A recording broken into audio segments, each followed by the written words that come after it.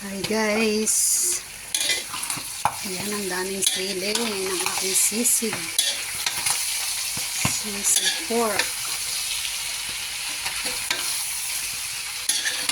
Lagyan ko ng kalamansi, dagdagan ko ng paminta guys.